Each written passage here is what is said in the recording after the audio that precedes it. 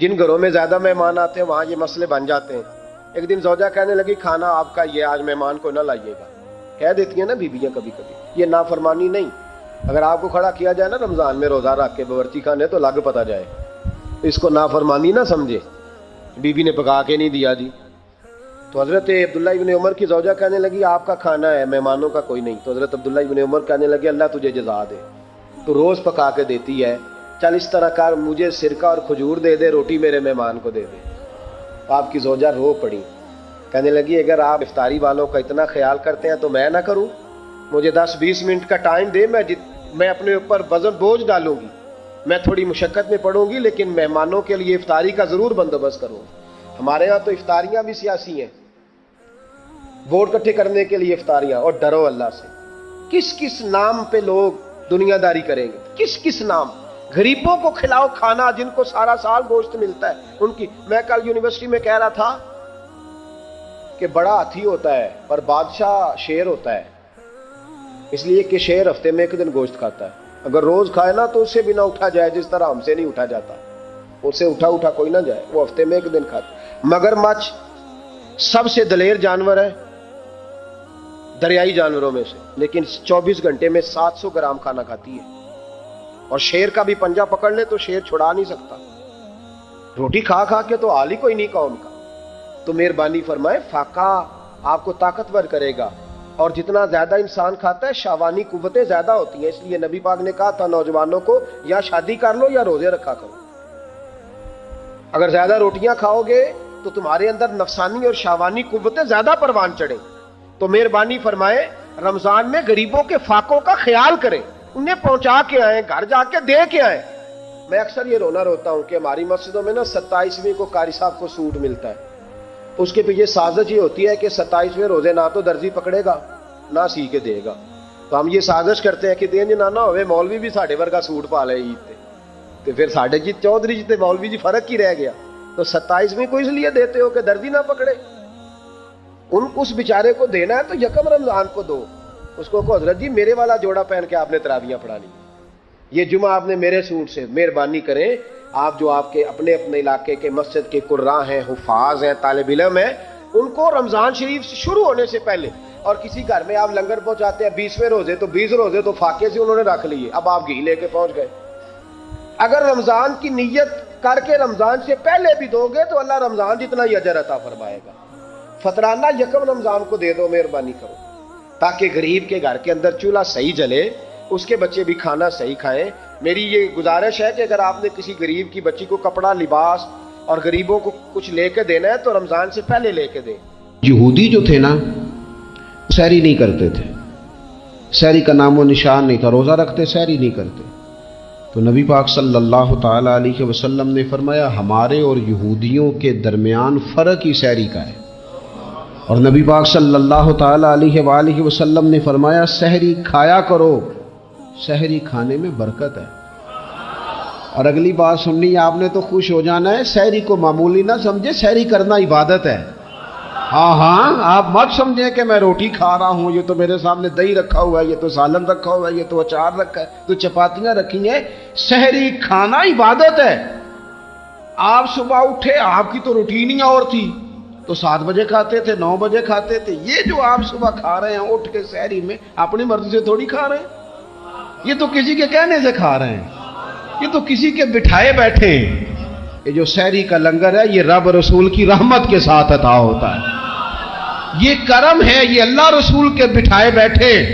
کیا میرے رسول پاک صلی اللہ تعالی علیہ وآلہ وسلم نے بات کھولی ہے، ترغیب و ترہیب میں حدیث ہے، اللہ کرے یہ کبھی چسکا لگ جائے، یہ والا مزہ آ جائے تو پھر تو گھر میں دسترخوان نہیں بچھا ہوا ہوگا، پھر تو رنگ ہی کوئی اور ہوگا۔ حضور فرماتے اللہ تعالی اور اس کے فرشتے سحری کھانے والوں پر رحمتوں کا نزول فرماتے ہیں۔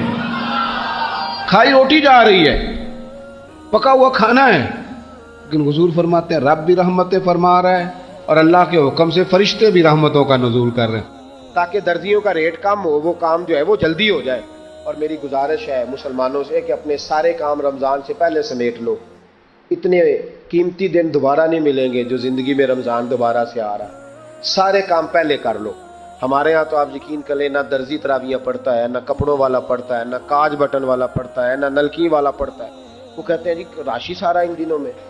وہ جو آخری 10 راتیں ہوتی ہیں نا رمضان کی، حضرت عائشہ صدیقہ رضی اللہ تعالیٰ عنہ فرماتی ہیں حضور ہمیں نفل کے لیے نہیں جگاتے تھے، پر رمضان کے آخری 10 دن فرماتے اٹھو، یہ سونے کا ٹائم نہیں. اور ہمارا وہی ٹائم سارا بازاروں میں گزر جاتا ہے. وہ جو کچھ لینے کا وقت ہے، شب قدر تلاش کرنے کا وقت ہے، وہ سارا ہم بازاروں میں گزارتے ہیں. ہم انشاءاللہ تعالی رمضان کی آخری 10 راتوں میں شب بیداری کریں گے، محفل کریں گے، تلاوت کریں گے، تسبیح پڑھیں گے، جو ہم سے ہو سکے گا.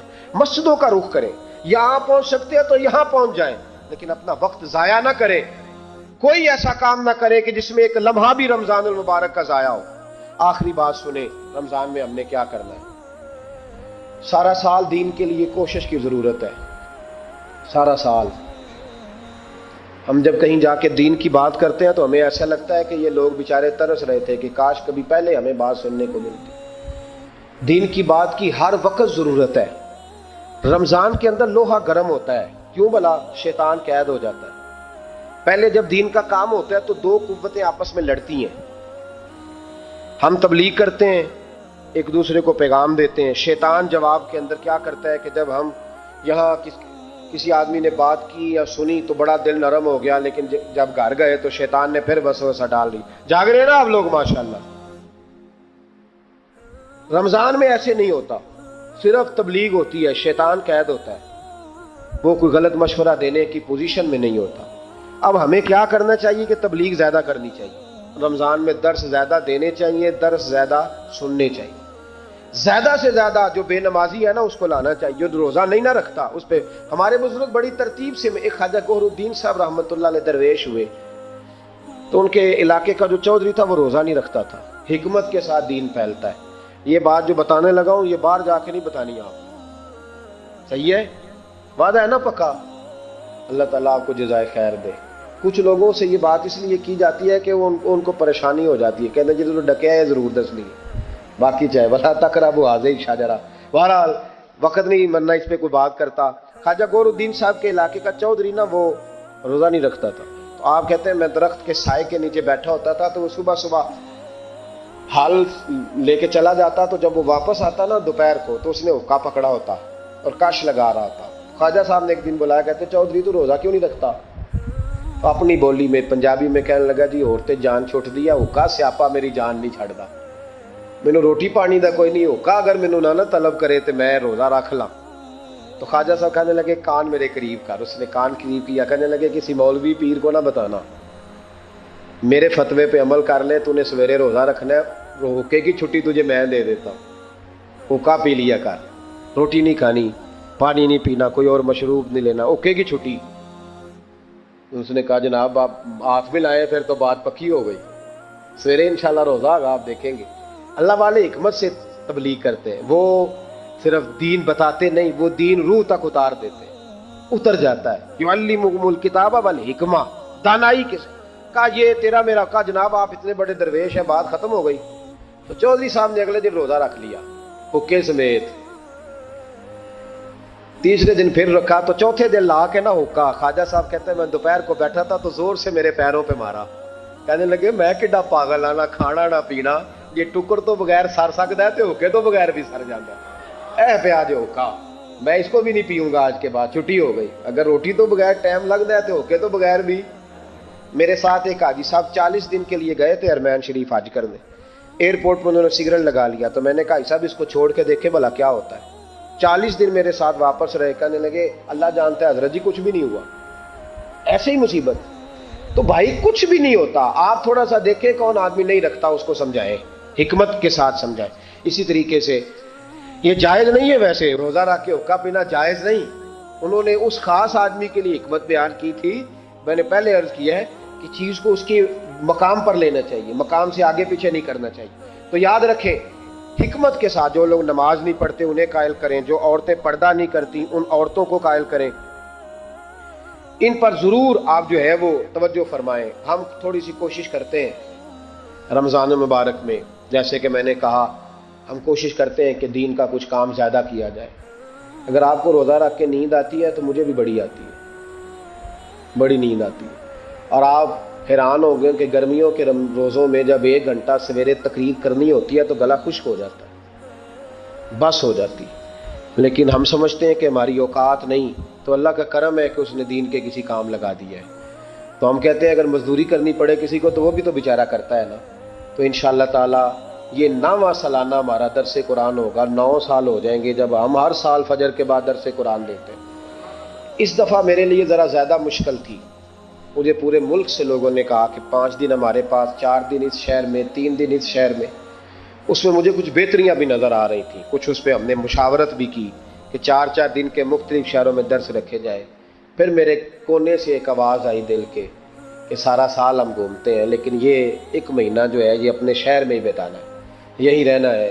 انشاءاللہ باہر سے بھی لوگ آتے رہیں گے. آپ سے میری اپیل ہے کہ آپ میزبان ہیں، آپ صبح وقت پہ وہاں پہنچیں، ٹائم پہ آئیں اور دوسرے آنے والوں کا استقبال کریں. الحمدللہ ہزاروں لوگ اس میں شریک ہوتے ہیں. اس دفعہ بھی حسین میرج ہال میں درس قرآن ہوگا انشاءاللہ تعالی. تو روزے کا معنی رکنا ہے. روزے کا معنی بولیے، روزے کا معنی رکنا. کس سے؟ جھوٹ سے، غیبت سے، بدی سے، بدنگاہی، کھانے پینے.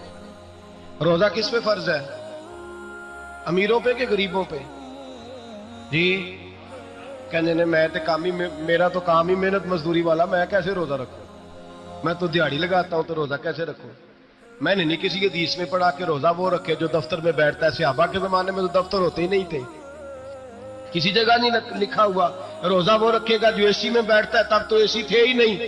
حضرت ابوبکر صدیق رضی اللہ تعالیٰ عنہ سے لے کر جناب بلال تک سارے اپنے ہاتھ سے کام کرتے، سارے اپنے ہاتھ سے کام کرتے، سارے. حضرت عمر فاروق رضی اللہ تعالیٰ عنہ خلیفہ وقت ہونے کے باوجود مال غنیمت کے اونٹ چڑھنے جاتے تھے تو چراگاہ میں چھوڑنے میں جاتے تھے، لینے بھی آتے تھے واپس. سارے لوگ اپنے ہاتھوں سے مشقت والے کام کرتے. حضرت بلال مزدوری کرتے، سلمان فارسی مزدوری کرتے، مقداد مزدوری کرتے، صحابہ مزدوریاں کرتے، روزے رکھتے.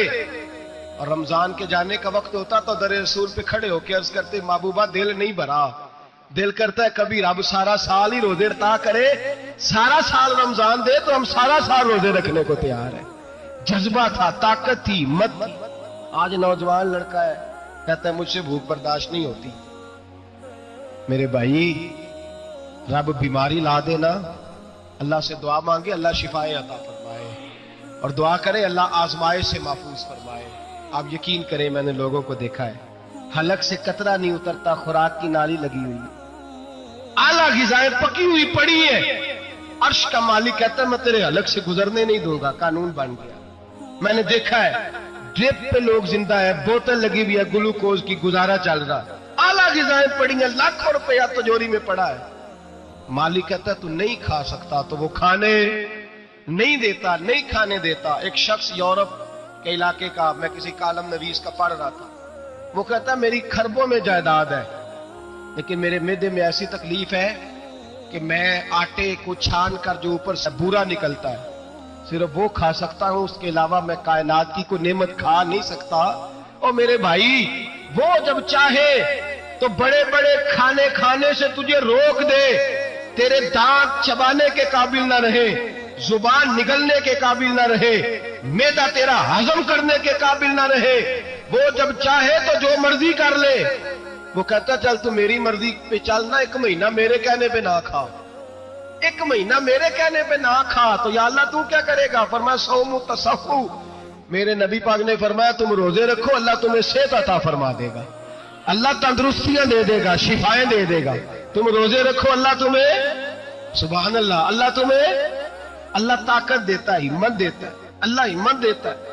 میں نے دیکھا ہے، میں نے بزرگوں کو دیکھا ہے، ضعیف لوگوں کو دیکھا ہے، کمزور لوگوں کو دیکھا ہے. میں نے دیکھا ہے روزے رکھتے ہوئے، مزدوروں کو دیکھا ہے روزے رکھتے ہوئے. میں اپنے ابا جی کو کہتا ابا جی اتنی سخت گرمی اور مزدوری آپ کرتے اور مزدوری کے عالم میں روزہ رکھتے تو کہتے پتر روزہ کی آندا ہے، روزہ کدوں کو جاندا ہے، روزہ اپنی جگہ تے بے مزدوری اپنی جگہ ہوتے. اور کئی دفعہ مینوں فرمان لگیا مینوں یار سمجھ کوئی نہیں لگدی، پتہ نہیں روزیاں چ اللہ طاقت کتھوں دے چھڑدا ہے، اتنی زیادہ کام بھی زیادہ کریدا ہے تے روزہ بھی بھائی صوم تصحو. میرے مصطفیٰ نے فرمایا تو روزہ رکھ اللہ تجھے صحت عطا فرما دے گا. رب تعالیٰ تجھے، یہاں ہوٹل کھلے ہوئے ہیں، یہاں عجیب حالات ہیں، ہوٹل کھلے ہوئے ہیں، लोग बहाने ढूंढते फिरते हैं, कहते हैं कट लग गया था, जरा थोड़ा सा खून निकल आया, सनी प्लास लगाई है तो रोजा नहीं रखा, ये जरा मुझे थोड़ी दिक्कत हो गया तो मैंने रोजा नहीं रखा, खांसी लग गई है तो रोजा नहीं रखा। ओ खुदा के बंदे, रोजा तो नेमत है। और सुभान अल्लाह, मेरे नबी पाक ने फरमाया लिकुल्ल शैइन ज़कात व ज़कातुल जसद सौम, फरमाया हर शय की ज़कात होती है, वजूद की ज़कात रोजा है। रोजे रखो, जिस्म की ज़कात निकल जाएगी। फाका करना भी मेरे नबी पाक की सुन्नत है, मिसवाक करना भी सुन्नत है, और फाका करना भी।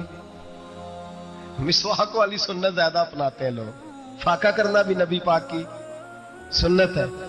एक साहब मुझे कहने लगे जनाब बैठ के खाना हुजूर की सुन्नत है। मैंने कहा कभी कभी ना खाना भी नबी पाक की सुन्नत है, ना खाना भी हुजूर की सुन्नत है। और हमारे फुकाहा ने लिखा है जो रोटी ज्यादा खाता है उसमें दो बातें पैदा हो जाती हैं। क्या क्या? एक बोलता ज्यादा है, दूसरा सोता ज्यादा है, गाफिल हो जाता है। फाका और हकीम अतिब्बा डॉक्टर कहते हैं कि पेट खाली रहे ना जिस आदमी का, उसका हाफजा मजबूत होता है, उसके ज़हन की गिरा खुलती है। ज्यादा खाने से तो खुमारी चढ़ती है, दिमाग ढूंढते फिरना, रोटी किधर से आज अच्छी है, घर में नहीं पकी तो होटल चले जाना, खाने के सिवा और काम ही कोई नहीं। ओ साहब, मेरे नबी पाक अलैहिस्सलाम ने फरमाया काफर 7 आंतों से खाता है, 7 आंतों से, और फरमाया मेरा मोमिन 1 आंत से खाता है। उसके वजूद में खाने वाली 1 आंत है, काफर 7 आंतों से खाता है। फाका कशी से नूरानियत पैदा होता है, कम खाना। देखे ना, नबी पाक सल्लल्लाहु अलैहि वसल्लम ने अल्लाह से फाका मांग के लिया, या अल्लाह 1 वक्त रोटी दे, 1 वक्त का फाका दे, मांग के लिया नबी पाक मांग के। हजरत अबू हुरैरा रदी अल्लाह तआला अन्हु फरमाते हैं भूख ज्यादा लगती थी ना जब मुझे, तो मैं हजरत उमर से, अबू बकर से, उस्मान, मौला अली से कोई मसला पूछ लेता था, और जब मैं मसला पूछता था तो वो मुझे रोटी खिला देते थे। जब मैं उनसे मसला पूछता तो वो मुझे, हजरत अबू हुरैरा फरमाते हैं मुझे भूख लगी, मैं हजरत उमर के पास गया, उनसे मसला पूछा। उनका रिवाज था जब मैं मसला पूछता तो पहले रोटी खिलाते। हमारे बुजुर्ग ये फरमाते हैं कि खाने खिला के दीन पढ़ाओ। सिर्फ तुम्हारा कुतुब खाना नहीं खुला होना चाहिए, तुम्हारा दस्तरखान भी खुला होना चाहिए। किसी ने नबी पाक सल्लल्लाहु अलैहि वसल्लम से पूछा था बेहतरीन मुसलमान कौन है?